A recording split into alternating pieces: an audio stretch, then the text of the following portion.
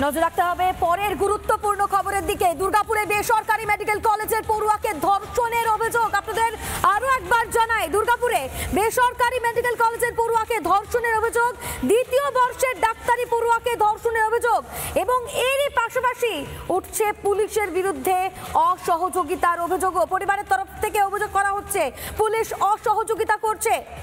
দুর্গাপুরের মেডিকেল কলেজে ডাক্তারি পড়ছিল নির্যাতিতা ডাক্তারি পড়ুয়াকে নির্জন জায়গায় নিয়ে গিয়ে ধর্ষণের অভিযোগ। ওড়িশার জলেশ্বরের বাসিন্দা নির্যাতিতা তরুণী, নির্যাতিতার এক বান্ধবী ফোনে ঘটনার কথা জানায় পরিবারকে। প্রশ্নের মুখে কলেজের নিরাপত্তা ব্যবস্থা। বর্তমানে হাসপাতালে চিকিৎসাধীন রয়েছেন ওই নির্যাতিতা তরুণী। একের পর এক ঘটনা, যেখানে আর্জি করে দেখা গিয়েছিল হাসপাতালের মধ্যেই অভয়াকে ধর্ষণ করে খুন করা হয়। অন্যদিকে দেখা যাচ্ছে এবার বেসরকারি মেডিকেল কলেজের পড়ুয়াকে ধর্ষণের অভিযোগ নির্জন জায়গায় নিয়ে গিয়ে। পরিবারের সদস্যরা কি বলছে শোনাবো আপনাদের। এই ঘটনাটি ঘটেছে 8:30 থেকে 9টার মধ্যে। বিজন থানার পুলিশ এসেছিলেন এবং ঘটনাস্থলে গিয়ে ওনারা ডিক্লেয়ার করে দেন যে এই জায়গাটা আমাদের নয়। দিয়ে ওনারা আইকিউ সিটি বারবার বলা সত্ত্বেও কোনো কমপ্লেন নেয়নি। বাধ্য হয়ে আইকিউ সিটি নিজের মেল থেকে এই কমপ্লেনটা করে দেয় রেপের কেসে। তারপরে আমরা আসি, ওনাদের বাবা মা আমাদের সাথে যোগাযোগ করেন এবং আমরা আসি। আসার পর যে ঘটনাটা আমরা দেখলাম যে পুলিশের থেকে কোনো রেসপন্স নেই। তারপরে আস্তে আস্তে 5:30 হয়ে গেছে। 5:30 থেকে 6টার সময় NTS থানা থেকে এসেছে।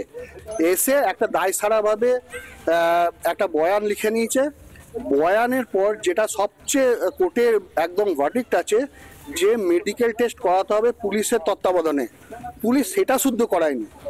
এখানে বিশেষ সম্প্রদায়ের একজন ছিলেন যার সাথে উনি গিয়েছিলেন এবং এই ঘটনাটা ঘটেন। এবং আমাদের যেটা মনে হচ্ছে ওনারা প্রত্যক্ষভাবে এটাতে দায়ী। এই মুহূর্তে আমাদের সঙ্গে রয়েছেন জাতীয় মহিলা কমিশনের সদস্য অর্চনা মজুমদার। স্বাগত আপনাকে রিপাবলিক বাংলায়। এ রাজ্যের কি পরিস্থিতি? একের পর এক ঘটনা, আর এবার ওড়িশার জলেশ্বরের বাসিন্দা যে এ রাজ্যে পড়তে এসেছিল সেই তরুণীকেও ধর্ষণের শিকার হতে হলো, কি বলবেন? দেখুন, আমি উদ্বিগ্ন, চিন্তিত, হতাশ। আমি মহিলা কমিশনে কাজ করছি। এই মুহূর্তে আমি বীরভূমে আছি। আমি আরজিকর দেখলাম, ল কলেজ দেখলাম, মুর্শিদাবাদ মেডিকেল কলেজ সেখানে গেলাম, মালদা হলো। আপনার এরপরে পর পর পর পর সমানে কলেজ ছাত্রীদের ওপরে, কম বয়সী মেয়েদের ওপরে যেভাবে যৌন নির্যাতন, রেপ এবং অ্যাটেম্পট টু রেপ, মার্ডার ঘটনা হু করে বাড়ছে। তার প্রধান কারণ হলো দুটো। একটা হলো রাজ্য সরকার, পুলিশ এবং প্রশাসন দোষীদের সঠিক শাস্তি সঠিক সময়ে দিচ্ছে না। চরম শাস্তি কিছু হচ্ছে না। তারা জানে রেপ করব, আবার আমরা মিশে যাব দলে। এই জন্য তাদের সাহস বেড়ে গেছে, তারা রেপে ভয় পাচ্ছে না। দ্বিতীয় কারণ হলো আমাদের যে এই কলেজগুলোতে প্রপার ICC কমিটি নেই, পশ অ্যাওয়ারনেস নেই এবং কি নিয়ম, কি শাস্তি কি হতে পারে, এমনকি যারা ভুগছে সেই ছাত্রীরাও সেগুলো জানে না যে একটা পশ কমিটির কি পাওয়ার, কি করতে পারে এবং তাদের কি হওয়া উচিত। না হলে পুলিশের কি ভূমিকা, রাজ্যের কি ভূমিকা, কিচ্ছু জানানো হয় না। অ্যাওয়ারনেস ক্যাম্প আপনাদের নিয়মিতভাবে যে কোনো সরকারি অর্গানাইজেশনে অন্তত 3 মাসে একবার করে এবং নানা ধরনের হোর্ডিং পোস্টার থাকা উচিত, যেটা বিন্দুমাত্র নেই। কোনো কলেজে ICC কমিটিই নেই এবং কমিটি থাকলেও সেগুলো অতি সামান্য, নগণ্য, তাদের কোনো ক্ষমতা নেই। তারা নিজেরা সেট করে ঠিক করে দেয়। তার চেয়ে আরো মারাত্মক হলো যে কলেজের পুরো administration under control of politically influenced person, যারা এগুলোকে ছড়িয়ে ঘোরায়, যারা ঠিক করে।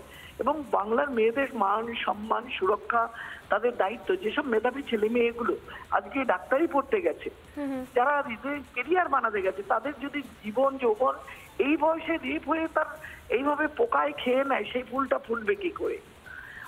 আমি বলছি পুলিশ প্রশাসন এবং আমাদের কমিশন সর্বত্র যদি একত্রে মানে এর উপরে সিরিয়াসলি না করে, আমাদের কিন্তু পশ্চিমবঙ্গের মেয়েদের অত্যন্ত ভবিষ্যৎ অত্যন্ত ভালো বলতে পারবো না। অত্যন্ত গুরুত্বপূর্ণ বিষয় আপনি তুলে ধরলেন। সত্যি তো এ রাজ্যে দোষীদের শাস্তি হয় না এবং পরিকাঠামো ঠিক নেই, প্রশাসন ব্যবস্থাও ঠিক নেই। সে জায়গা থেকে সাহস হয়তো দিন দিন বাড়ছে। অনেক ধন্যবাদ আপনাকে আমাদের সঙ্গে থাকার জন্য। আমাদের সঙ্গে ছিলেন জাতীয় মহিলা কমিশনের সদস্য অর্চনা মজুমদার। এবং ঠিক কি ঘটেছিল গোটা ঘটনাটার বিস্তারিত বিবরণ দেবেন আমাদের প্রতিনিধি রমেন। দেখুন বিশেষ প্রতিবেদন। আমি দাঁড়িয়ে যে দুর্গাপুরের এই বেসরকারি হাসপাতাল, যে বেসরকারি হাসপাতালের দ্বিতীয় বর্ষের ডাক্তারি পড়ুয়া গণধর্ষণের শিকার হয়।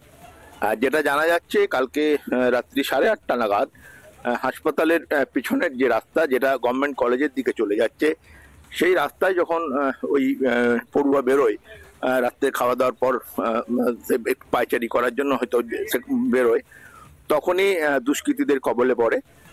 2-3টি মদ্যপ যুবক তাকে হাত ধরে জঙ্গলে টেনে নিয়ে যায়, তারপর তার উপর শারীরিক অত্যাচার হয় এবং এই ঘটনা জানাজানি হতেই ব্যাপক চাঞ্চল্য ছড়ায় দুর্গাপুরে।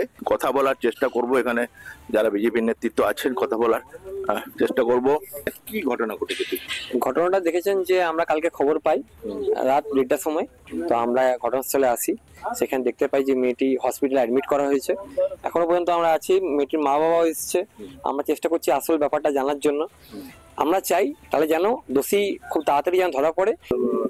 মেডিকেল কলেজ কি সেভাবে কোনো সাহায্য আপনি পাচ্ছেন? কিছু তো এখন তো পাইনি, কিছু কিছু রেসপন্স নেই। আমরা এই বাইরে থেকে যাও এলএওয়াসের বন্ধুগুলো চলে এলো বলে একটু হেল্প মিলছে, একটু সাহস আছে। বেঙ্গলে তো সুরক্ষিত নেই, গুড়া থেকেও নেই। আজকে কি বলছেন, আমি ডরেও থাকতাম। তো এই ঘটনা ঘটবে বলে আমি কখনো ভাবতে পারতাম। আমার মেয়ের জন্য শুনলেন, মেয়ের বাবা মেয়েকে ডাক্তার হবে বলে পাঠিয়েছিলেন অনেক স্বপ্ন নিয়ে, কিন্তু চোখে জল ফেলছেন কলেজে এসে। কতই প্রশ্ন উঠছে যে পশ্চিমবঙ্গের না মেয়েরা কতটা সুরক্ষিত। ডাক্তারি পড়ুয়া হোক, কলেজ পড়ুয়া হোক, স্কুলের পড়ুয়া হোক, প্রত্যেকেই একটা নিরাপত্তার অভাব। ক্যামেরায় তাপসের সঙ্গে রমেন মজুমদারের রিপোর্ট, রিপাবলিক বাংলা, দুর্গাপুর।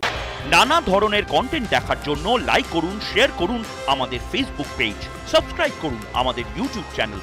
পাশাপাশি অন্যান্য ব্রেকিং নিউজের জন্য অবশ্যই চোখ রাখুন রিপাবলিক বাংলায়।